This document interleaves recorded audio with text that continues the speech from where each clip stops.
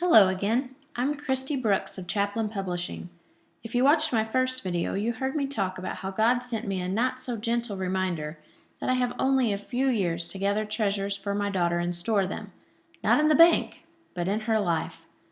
In today's video, I'm going to show you how you too can gather treasures in your girl from her head to her toe. Let's jump right in. Think for a minute about the people you look up to. What is it about them you admire? What character traits do they possess that you would like to teach your children? If you downloaded the accompanying worksheet, you can record your answers there. I recommend you do this if you haven't, because you'll use it throughout this video as well as the next. Pause the video if you need a minute or so to think and respond. There are so many worthwhile traits you could have chosen: honest, dependable, kind, on fire for God. It would be easy to choose one or two traits to focus on, but I'm not one to settle. I want to teach my daughter so much more than one or two things. After all, I will one day answer to God for how I used the 18 or so years she was under my roof.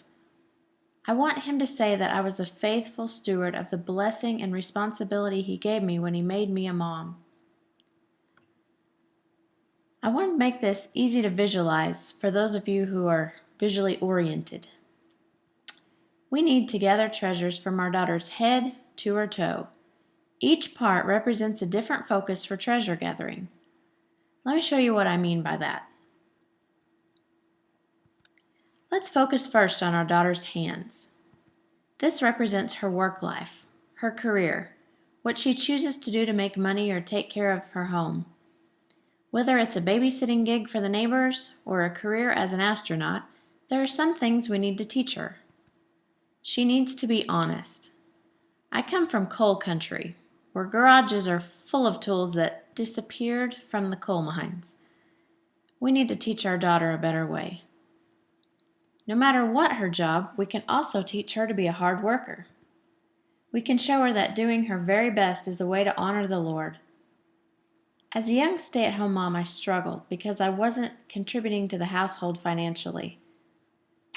But what I didn't realize was that taking care of my family was my career, and I could work hard at it to honor my family and honor the Lord. If our daughter demonstrates respect for authority, she will automatically stand out from the competition. We can also help her think creatively to solve problems that may come up. Brennan didn't like the morbid what-if scenarios I quizzed her with before she started babysitting, but I wanted her to be prepared. Use your worksheet to list additional things she needs to learn in terms of employment. Don't forget things like how to write a resume and how to interview for a job.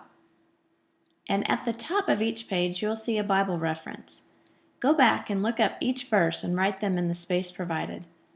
Use these verses to guide you as you think about storing up treasures in that particular part of your daughter.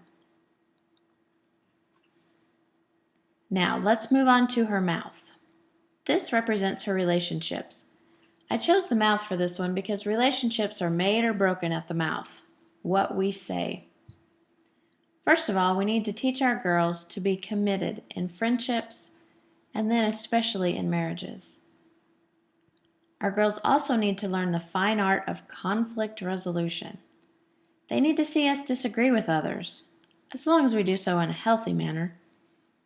In our house, our kids get plenty of opportunities, probably more than they should, to see conflict resolution at work between my husband and me. Hopefully, we are modeling how to disagree without hurting each other. Compromise is also a huge part of the treasure we need to teach about relationships. Give and take does not come naturally, so it needs to be taught. But along with that, we need to teach our girls when not to compromise in a relationship. They need to know what a healthy relationship looks like. If they only model relationships after what they see on TV or read in books, their view will be totally distorted. We need to talk to them about what a relationship full of mutual respect and love and support looks like. You can list other things on your worksheet as well. Now let's move on to her arms. She needs to learn how to link arms with her community. By things like volunteering and voting and participating in community events, she will be a member of society that makes a positive impact on the people around her. That is also a mission field that we too often ignore. Teach her how to impact her world. Her heart is the next and most important place to gather treasures. This is where you'll teach her about faith, about who God is and what He is like, and that He can be trusted with her past, her present, and her future. She needs to know who she is in relation to God and how her sin has separated her from Him. And she needs to know what God expects of her. Although this aspect of our daughter's training is the one with eternal consequences, we have a tendency to leave it to others who we feel are more qualified, such as youth leaders or pastors or Christian schools. But according to the National Study of Youth and Religion, parents are by far the biggest determining factor of whether the kids will still practice their faith as young adults. We can't leave spiritual training up to someone else. Our daughters need to see us, their moms, with a steady, vibrant faith. They need to know we don't consider Jesus someone to visit on Sunday, but instead someone for whom we hunger and thirst 24/7.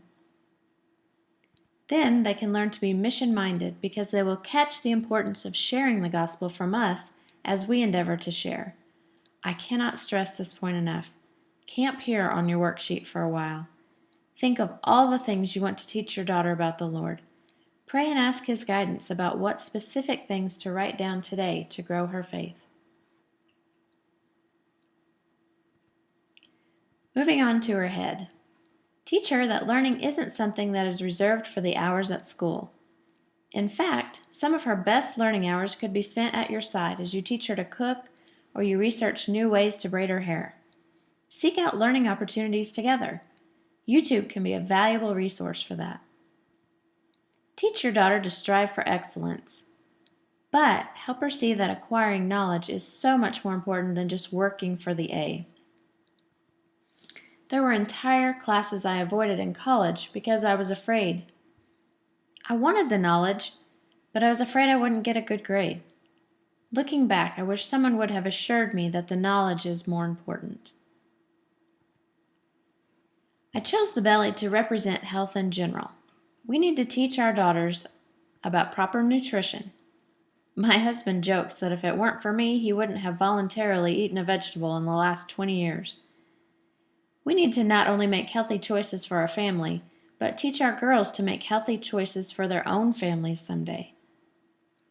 Along with that is teaching our girls to exercise and get regular medical checkups. And we need to practice what we preach here, mamas.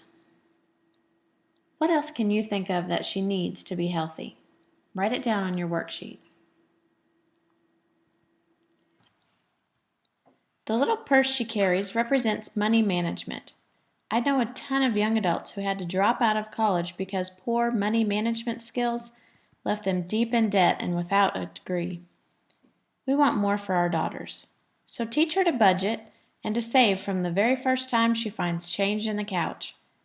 Teach her how to keep a checking account and to reconcile her bank statements. Finally, let's gather treasures in her legs. Her legs will take her places we can't even imagine yet. Does she have the skills to navigate the world successfully? Does she know how to check her oil or what to do if she has a flat tire? Can she do her laundry at college without turning all her socks and underwear pink? I may or may not be speaking from experience with that one. Have you taught her to keep track of the records she'll need for taxes?